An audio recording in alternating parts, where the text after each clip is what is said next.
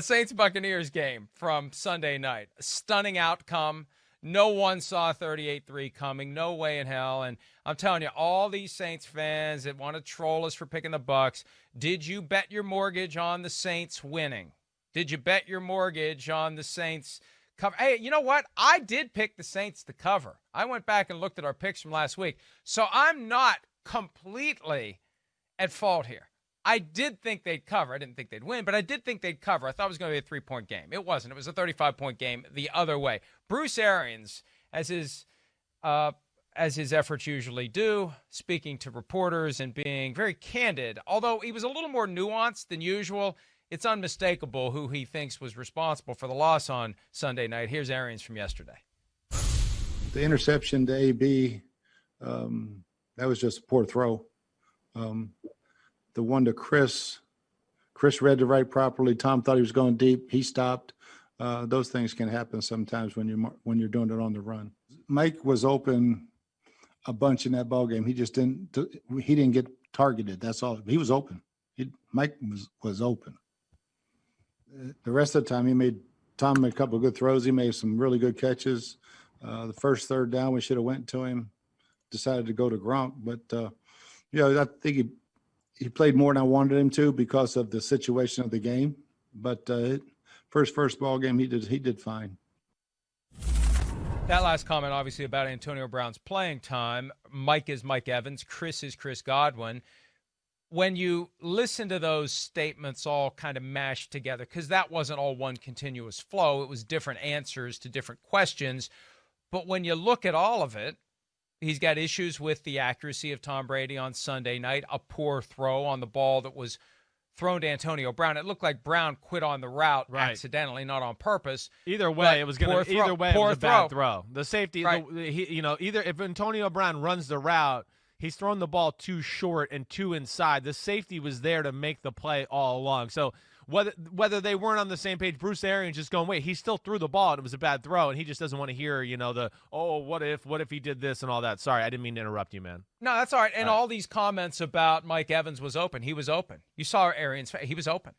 We just didn't throw it to him. Well, who's making the decisions about where to throw it and to whom to throw it? That is the quarterback. So there's not just an accuracy problem that cropped up on Sunday night. There's a decision-making problem. If Evans is repeatedly open and the ball doesn't get thrown to him, what's going on here? And then Antonio Brown is open on the first third down. They were facing that game, which would have avoided a 3-and-out, which may have helped stop the bleeding that would have kept it from becoming 28-0 and then 31-0. You throw it to the guy who isn't open. So, it's not as blatant as it was after the first loss to the Saints when Bruce Arians just came out and said, Tom made mistakes, Tom did this, Tom did. It's still there. It's unmistakable. It's not something that ever happened with Tom Brady when he was in New England for 20 years. And, back in week 1, my comment was, gee, how's Tom going to react? Week 9, after what we saw Sunday night, I don't think I care, and I don't think Arians should care because Tom did stink on Sunday night, period. Well, yeah, it wasn't a great game by Tom, certainly. But I don't sit there and just blame it on Tom. I didn't look at the game back yesterday and just go, oh, my gosh, Mike Evans is so wide open. How dare they? It was just egregious how well he played. Listen, they got their butts kicked. Their offensive line got their butts kicked. Bruce Arians and the coaching staff did nothing to establish the running game or run the ball at all. And I would argue the best thing about the Tampa Bay Buccaneers and Tom Brady this year has been their ability to get in some tight end sets and play action and take deep shots down the field. Or because those tight ends are in there, max protect, take deep shots down the field. They didn't do that. They lined up and it was like, oh, no, we got Antonio Brown. You can't match up with us. Screw you. We're going to throw it every play. Listen, I watched that game closely. There's some plays. There was a 2nd and 20 maybe on the second drive of the game where, Brady, I wish you'd hang in there and throw the in-cut to Mike Evans. There was a 3rd and 3, when they were down 21-0, I believe, at that point, where he's running up the middle of the field. It's not like the most perfect look in the world. You know me. I call it how it is. If I thought he was open and Brady was being a wimp and not throwing it, I'd go, man, Brady was being a wimp. He didn't throw it. But it was tight.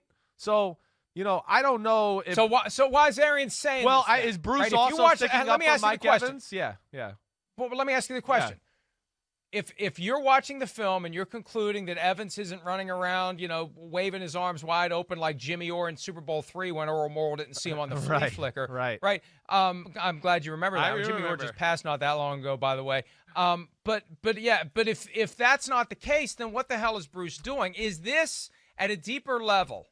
Is this the residual impact of the AB power play? Because as you were saying, you put the tight ends out there, you run the ball, that helps kickstart the offense. You get into play action, you start moving the ball down the field, you score some points, you have some longer drives, you don't go 3 and out. Now they got AB, so they got to go with 3 receiver sets to get AB on the field because Tommy wants AB on the field. Tommy wants his buddy out there. Tommy wants his reclamation project on the field, and you see what happens. I wonder if this is just a sign of a deeper tug-of-war between Arians, who didn't want Antonio Brown. Let's not forget that. Yeah. He did not want Antonio Brown. Is this a deeper back and forth between the two of them? Maybe it is. Well, I think it's I don't know if I'm ready to go there yet, but either way, I think what he wants more from Tom. I do think that. I think he still fights the, hey, I want you to be a little bit more aggressive. I want you just to instead of there's another play. I think the game's at 28-0. Because when I saw these quotes yesterday, I had just gotten done watching the game not long before that, and I went back and I just went, let me just give him one more real good look to Mike Evans and things like that. Yeah, I mean, I think that's what he's saying. One, he's trying to stick up for going hey, let's not blame Mike Evans. He's open and he's healthy and things are good. And it wasn't like it was egregious, like I said. But I think the other thing, too, is sometimes with Brady, he's just wanting to continue to push him to be a little more aggressive. Hey, hang in the pocket for, a tenth of a second more. And instead of that 5-yard completion, we're going to get the 20-yard completion. I think that's what frustrates him. We know that. That's Bruce's MO. And, I think there was probably a handful of plays where, again, I'm not going to be overly critical because it wasn't like there was great pass pro all night. He's trying to manage the football game and not let bad things happen because they're in the hole early on and things like that. And, that led to him wanting to get the ball out of his hands. But I think ultimately that's what Bruce is worried about. He's going, hey, wait, I know I had a concept over here, and that's cool, and you got a 4-yard completion. But on the backside, we had Mike Evans, running an 18-yard in-cut against cover 2, and that's exactly what we want. And we need you to throw that laser in there to do that. And I think he's still kind of got that poker next to Brady's butt that way because he's still trying to get it out of him all the time to be aggressive that way. Here's where I'm confused then. Yeah. Why doesn't Arians say what you said?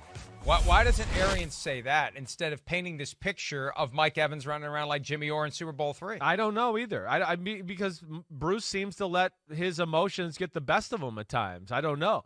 And again, it's like what you said. This was Monday. This wasn't right after the game. I know, but it's like I feel like he probably watched the film and he's frustrated, and it's all boiling over. And Mike, I'll say the one thing to you too.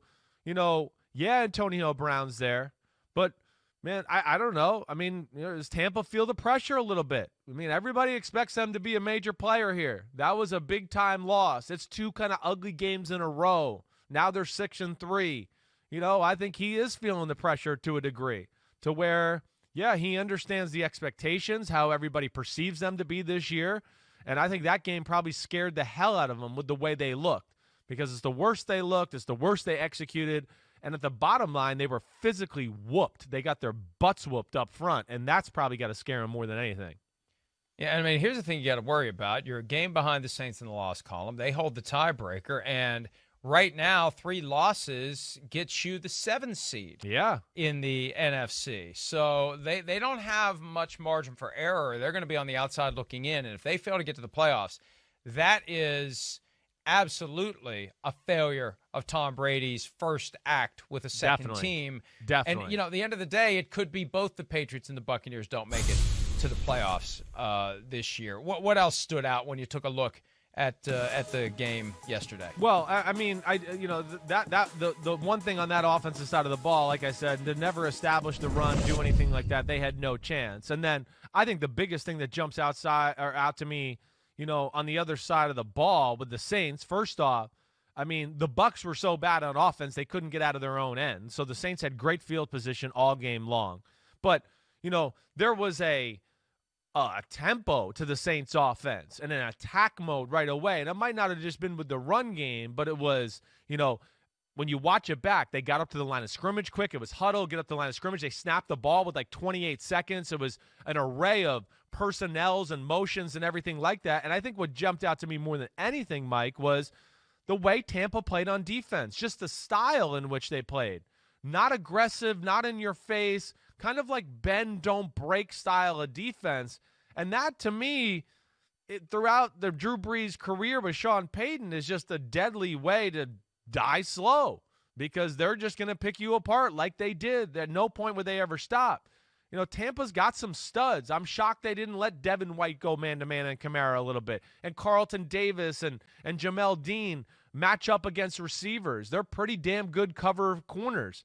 That I think, the mission, the game plan, and just the way the Saints executed on a defense that I felt played soft all night, I think would be the next big thing that jumped out to me. Michael Thomas, your impression of his impact and his return after missing 8 total weeks with that ankle and then hamstring injury. Looked good. He did. It looked like he was running full go. Not a ton of balls came his way. This is where, like, him being out could really end up being a great gift for this offense, because it's forced them to find other ways to get guys the ball instead of like, hey, let's throw to Michael Thomas 15 times a game all the time. I think now it may lead itself to he gets some more favorable matchups because the ball is going somewhere else. And now you see a few more big plays out of him in the pass game. But, physically looked good. But I think that was what I was so impressed with. Like the Bucs, they got a really good run-stopping defensive line. And I think Sean Payton said, you know what? I'm not going to get in a phone booth fight with this group. I'm just going to spread them out. I don't think their scheme can match up with this. And he kind of tore it apart all night long. And, Drew Brees had that shoulder injury. Yeah. And he showed none signs of it. And even in the wind was able to perform at a very high level. Here's the spray chart for Drew Brees from Sunday night's game. Look, not a lot down the field. Okay, yeah, one to the right there, but most of it is just typically where Drew Brees throws it. But a lot of green dots, not many white dots. He was very, very efficient, as he always is.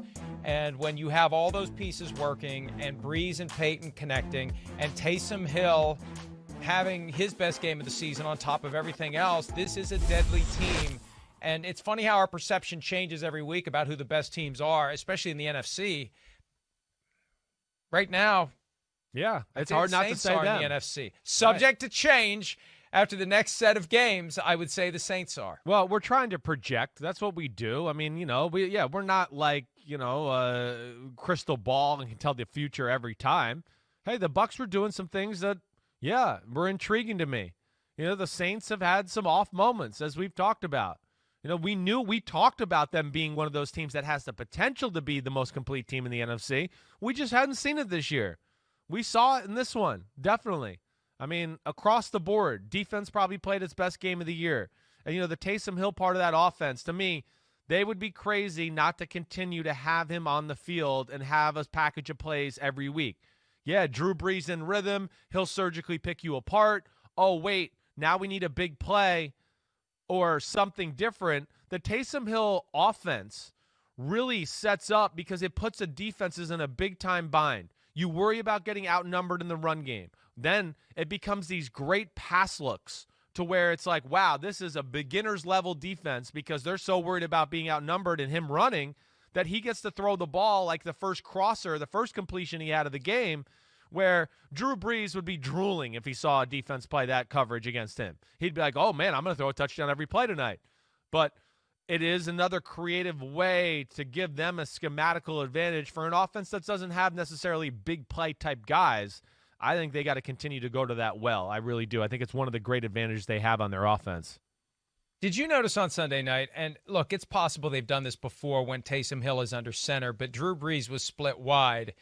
And instead of just kind of taking a step back and not engaging the defensive back, which is always a smart thing to do if you're a starting quarterback out there spread wide, he took a few steps back aggressively. Now, look, it was part of an effort to fool the defense, but it's almost like they're setting up for future defenses to file away the possibility of Hill throwing a lateral out to Breeze and having Breeze throw a forward pass from that posture out there, which would be awesome if they ever do it. There was one moment.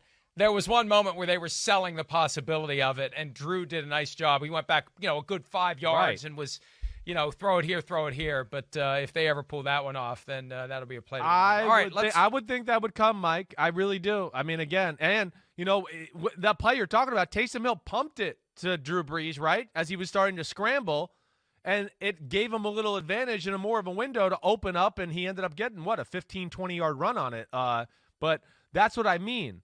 They're going to be able to do different things. Yeah, Drew Brees isn't going to throw 60-yard bombs or 50-yard bombs, but you have that part of the offense. They might be able to create 40 and 50-yard plays because of the schematical advantages Taysom Hill gives you when he does get at quarterback. Yeah, look, it's easy to look at Taysom Hill and look at his numbers from early in the year and, this is stupid. Why are you promoting this guy? Why are you hyping this guy? Because he's got the potential to be really damn good, and we saw it last year in the playoffs, and we got a glimpse of it finally on Sunday night. He had other moments this year, but Sunday night was when we really started to see that triple threat catching, running, throwing that he can be, which complicates the effort to try to slow down the Saints offense. Hi, I'm Mike Tirico, and thanks for watching. Make sure to hit subscribe for the latest news and highlights from NBC Sports.